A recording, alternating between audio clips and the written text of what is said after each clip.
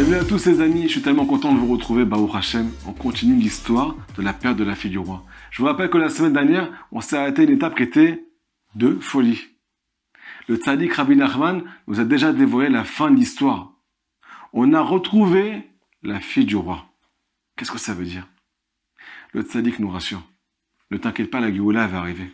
On a retrouvé la Bat Meler, l'âme juive, et on va la ramener à son père, Akadosh Baruch Hu. Il va, oui, avoir une rencontre entre nous et Akadosh Baruch Hu. Le Mashiach va, oui, arriver. Le Beth Amikdash va, oui, être construit. Sauf que quoi? On veut te faire oublier ce souvenir. Pour que tu baisses les bras, pour que tu ne partes pas en chemin. Si tu écoutes ton Yetzirah, tu ne pourras pas avancer dans ta vie. Tu vas rester sur le banc de touche. C'est pour ça qu'on te dévoile déjà la fin de l'histoire ici. Les amis, le seul problème qu'on a, c'est qu'on ne sait pas ce qui va nous arriver avant que Mashiach arrive. Mais tout est marqué ici. Rabbi Nachman nous dévoile toutes les étapes qu'on va, oui, passer. Si tu connais les étapes, si tu es au courant de ce qui va t'arriver, tu seras plus choqué par tes épreuves. C'est pour ça que le tzaddik nous raconte tout aujourd'hui. Les amis, avant tout, ce cours est dédié Bessiat Adishmaya à un groupe de gens à Montpellier qui cherchent à rentrer sous les aides de la providence divine. Que Hachem les aide, qui leur dévoile le chemin de la vérité. Qu'ils aient une grande aslacha Bessiat Adishmaya. Les amis, c'est parti. Je vous demande d'accrocher votre ceinture. On part en chemin. Le second du roi est parti à la recherche de la Bat Meler, à la recherche de la princesse. Il est parti à travers champs et forêts. Un jour, il se retrouve dans un désert. Dans ce désert-là, il voit un tout petit chemin sur le côté. Il est en milieu d'un désert, les amis. Et il voit d'un coup un chemin qui ne veut rien dire sur le bas-côté. Il se pose la question. Ça fait tellement de temps que je cherche la princesse. Je veux tellement ramener les âmes juives à Kadosh Baruch Hu. Mais je ne la trouve pas. Alors j'ai plus rien à perdre. Je vais prendre ce petit chemin qui est sur le côté. Peut-être que je vais arriver par là-bas à un endroit qui est habitable. Il continue à avancer là-bas. C'est encore interminable. Il cherche encore, il se bat. Il part dans un chemin qui est interminable. Mais d'un coup, il arrive devant une forteresse. Autour de cette forteresse, il y avait des milliers de soldats. Mais cette forteresse, elle était magnifique. D'un coup, il commence à prendre peur. Si jamais il y a tellement de gardes, ça veut dire qu'il y a un trésor là-bas. Peut-être que la Bat Meler, peut-être que la princesse, elle est enfermée dans cette prison, peut-être. Peut-être qu'elle est dans cette forteresse. Peut-être que je dois prendre mon courage à deux mains. Mais j'ai tellement peur des soldats qui sont autour. Si je cherche à rentrer, peut-être qu'ils vont me faire du mal. Le second du roi décide de laisser son cheval et de prendre son courage à deux mains. Je vais laisser mon cheval dehors et je vais rentrer dans la forteresse. Peut-être que Hachem va m'aider et que je vais réussir à franchir toutes ces étapes-là. Rabbi Nachman nous raconte qu'il est rentré et que personne ne lui a rien dit. Personne ne lui a adressé la parole. Les gars ne lui ont rien dit, les amis. Il rentre de chambre en chambre, mi-cheder et cheder. Et d'un coup, il arrive dans ce qu'on appelle une pièce qui était immense. Là-bas, il voit un roi avec une couronne. Ce roi, il est entouré de musiciens. Il y a une ambiance pas possible. À Bota, on dirait un concert. C'est un banquet. Là-bas, il y a de la nourriture, il y a des mets. Tout le monde est en train de chanter. Et le plus étonnant, nous raconte Rabbi Nachman, c'est que personne ne lui pose la question « Qui tu es et comment tu es rentré dans cette pièce-là » Personne ne lui a adressé la parole. On ne lui a pas fait de mal. Il commence à manger le second du roi. Il se met sur le côté, dans un petit coin dans la pièce. Et d'un coup, il entend qu'il y a une simra pas possible, une joie intense qui éclate dans la pièce. Le roi demande à ce qu'on ramène la reine. Vous imaginez que la reine, c'est la Bat Meler chez Nevda. C'est la fille du roi qui a été perdue. Mais la question qu'on doit tous se poser, avant de commencer à rentrer dans tous les détails de cette histoire-là, à qui fait référence ce second roi qui est dans une forteresse avec autant de gardes autour de lui? Et pourquoi la reine, la Bat Meler? Notre âme, elle est emprisonnée là-bas, les amis. À quoi ça fait référence tout ça? Lorsqu'on a ramené la reine, me dit Rabbi Nachman, la joie s'est amplifiée dans la pièce. Il y a une joie pas possible. Et on l'a fait asseoir sur un trône juste à côté de ce roi. Via Eta Bat Meler. Il s'agit bien de la princesse disparue. Vehu, le second du roi, il l'a vu, il l'a reconnu. Ça y est, j'ai enfin trouvé ce que je cherche depuis des années. Les amis, on continue la semaine prochaine. Qu'est-ce qui s'est passé pendant cette rencontre-là entre la fille du roi et le second du roi. Mais avant tout, on va commencer à rentrer dans les profondeurs des secrets de la Torah. Reprenons tous les détails qu'on a cités aujourd'hui. Rappelez-vous que le second du roi, il fait référence au tzaddik et Sodolam qui vient réparer toutes les âmes juives. Comment il vient les réparer? Parce qu'il connaît tous les secrets des âmes d'Israël. Il connaît leur chemin. C'est pour ça que c'est lui qui a été désigné pour venir chercher tout le âme Israël et nous ramener vers la Kadosh Baruch Hu. Ce tzaddik là, il est parti à travers champs et forêts.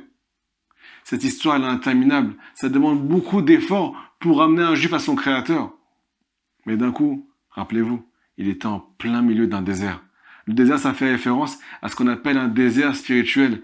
À la fin, des fois, tu as envie de baisser les bras. C'est tellement dur ce que tu passes dans ta vie que tu as envie de baisser les bras. Tu crois que tu es dans un désert. Tu n'as même pas un seul verre d'eau là-bas. Tu peux même pas te rafraîchir. Même si c'est tellement difficile pour toi. Tu n'arrives pas à souffler. Mais d'un coup, il avait un petit chemin qui était sur le côté. Un petit chemin qui ne valait rien dire. Un chemin que personne n'aurait emprunté. Mais je vous rappelle que c'est là-bas qu'il a trouvé la forteresse.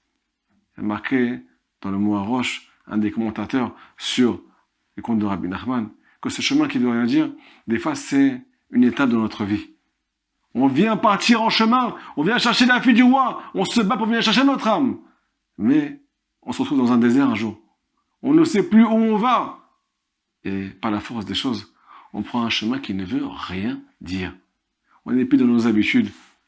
On n'est plus aussi compétent qu'avant. On n'arrive plus parfois à prier. On n'arrive plus parfois à étudier. On n'arrive plus à faire les bouts des doutes. On a du mal à faire les mitzvot. On est complètement perdu sur le plan spirituel. Mais si jamais on l'emprunte, bien qu'il n'est pas comme le chemin que tout le monde a emprunté, c'est pas un chemin commun. À la fin, on va arriver à ce qu'on appelle un endroit habitable. Rabbi Nachman nous dit qu'il veut transformer le cœur de tout Israël d'un désert à un chemin habitable. C'est encore une illusion. Désert, chemin habitable. On veut transformer notre cœur, les amis, en ce qu'on appelle endroit où la présence divine va résider, un chemin, un endroit habitable. Il est parti là-bas. Et d'un coup, il trouve cette forteresse. Cette forteresse, ça fait référence à notre monde. Ce monde, Rabotai, c'est une prison dorée, c'est une forteresse. Et là-bas, il y a plein de gardes qui viennent entourer cette forteresse, bien qu'elle est magnifique. C'est une prison dorée. Pourquoi autant de gardes, les amis? Ces gardes, Rabotai, c'est le Yetzer Hara qui veut nous empêcher de retrouver la fille du roi qui est emprisonnée dans cette forteresse. Et le second du roi, il commence à avoir peur. Comment je vais pouvoir entrer là-bas? J'ai tellement peur de tous les gardes qui sont autour. Peut-être qu'ils vont me faire du mal. D'un coup, le tzaddik Rabbi Nachman nous dévoile qu'il a laissé son cheval là-bas. Qu'est-ce que ça veut dire? Il y a une grande allusion, Rabotai, à ce qu'a marqué dans le Zohar Kadosh. Le cheval, en hébreu, il s'appelle Sous. Ça fait référence à l'imagination de la personne. Sur un cheval, en général, il y a un cavalier. C'est le cavalier qui dirige le cheval avec les rênes. Mais il y a marqué dans le Zohar que c'est parfois le cheval qui dirige le cavalier. C'est parfois l'imagination qui gère notre vie et qui prend les rênes de notre vie. On n'est plus maître de nous-mêmes, nous dit Rabbi Nachman, pour pouvoir rentrer dans cette forteresse, pouvoir partir à la recherche de la fille du roi. Il a dû laisser son cheval de côté, son imagination de côté. Pourquoi? Il a marqué qu'en fait, Rabbi Nachman nous dit qu'il ne faut plus appeler le Yetzer Hara, il faut l'appeler imagination. C'est l'imagination qui te fait tomber dans la faute. C'est l'imagination qui t'empêche d'être heureux, qui t'empêche de prendre ta vie en main. Tu crois que tu ne vas pas y arriver. Alors c'est pour ça qu'il a laissé son cheval de côté. Il est rentré là-bas. Qu'est-ce qui s'est passé? Personne ne lui a fait du mal. Tout ce monde Rabotai, c'est une illusion. Il y a des gardes autour. Ton imagination, elle te dit, mais pourquoi tu vas faire des efforts? Pourquoi tu te mets en danger maintenant? J'ai envie de te garder. Ces gardes, ça fait référence à ce qu'on appelle une protection. Ton imagination te dit, tu vas te faire du mal si tu prends ta vie en main. Il est rentré là-bas, il lui a rien arrivé. Il passe de chambre en chambre. Ça fait référence à quoi toutes ces chambres, les amis? Ça fait référence à toutes les étapes qu'on va passer dans notre vie, de chambre en chambre, étape en étape. Devant chaque chambre, il y avait des gardes. Devant chaque étape, nous dit Rabbi Nachman de Breslev, chaque nouvelle étape de ta vie, il y a des gardes et du Yetzer Hara. Même si tu as accompli la première étape, il y a une seconde étape avec un nouveau Yetzer Hara. Mais si tu es décidé, tu laisses ton imagination de côté, tu vas arriver dans la pièce où il y a la Bat Meler, où il y a la princesse disparue. On a dit que là-bas, dans cette pièce-là, il y avait une joie pas possible, avec un roi et avec une couronne. À quoi fait référence ce roi-là? C'est pas le premier roi qu'on a rencontré au début de l'histoire, les amis, je vous rappelle. C'est un deuxième roi qui porte, oui, une couronne. À qui ça fait référence? Ça fait référence aux forces du mal qui ont pris la couronne d'Akadosh Baruch Hu dans ce monde. Elles ont pris la couronne d'Hachem. C'est eux qui te disent, c'est moi qui gère ce monde. C'est pour ça qu'il y a un deuxième roi, comme il est marqué dans la Gemara, que le Yetzirah, il a appelé Melech. Un roi qui porte la couronne. Il a volé la royauté d'Hachem. On croit que là-bas, dans ce royaume, dans cet empire, il n'y a que de la joie. Comme Rabbi Nachman nous détaille dans l'histoire, il y a beaucoup de musique et une joie intense. Pourquoi ils se réjouissent, Rabotai? Pourquoi les forces du mal, elles sont heureuses dans ce monde? Parce qu'ils ont la princesse emprisonnée chez eux. Ils ont ton âme qui est emprisonnée chez eux. C'est pour ça qu'ils sont heureux. Ils ont quelque chose qui est tellement cher aux yeux d'Akadosh Baruch Hu. Ils ont le plus grand trésor du monde. Ils ont emprisonné l'âme juive dans cet exil. Dans l'exil des tentations, l'exil de l'imagination. L'exil qui mène à la perte, qui nous empêche de retrouver Mashiach, qui nous empêche de retrouver Akadosh Baruch Hu, qui nous empêche de faire tchouva. C'est pour ça qu'ils sont tellement heureux. Parce qu'ils détiennent ton âme en otage. Le roi décide de faire ramener la princesse, nous dit Rabbi Nachman. Cette princesse, il s'agit, oui, de la princesse disparue. Si jamais tu mets ton imagination de côté, tu vas pouvoir la rencontrer. Dans le prochain cours, les amis, on va détailler comment le second du roi va sortir la princesse de cette prison dorée. Les amis, je vous demande de vous abonner le plus possible pour ne pas rater le prochain épisode. Merci à Tadishmaya de faire passer ce cours au maximum. Merci pour tout. Qu'Hachem vous protège. Priez les amis, priez très fort. Ce chemin il est interminable. Mais à la fin, on va y arriver. C'est marqué ici que ça va être dur. Mais il y a marqué aussi ici les solutions qu'on va découvrir dans le prochain cours. Merci à Tadishmaya. À très bientôt.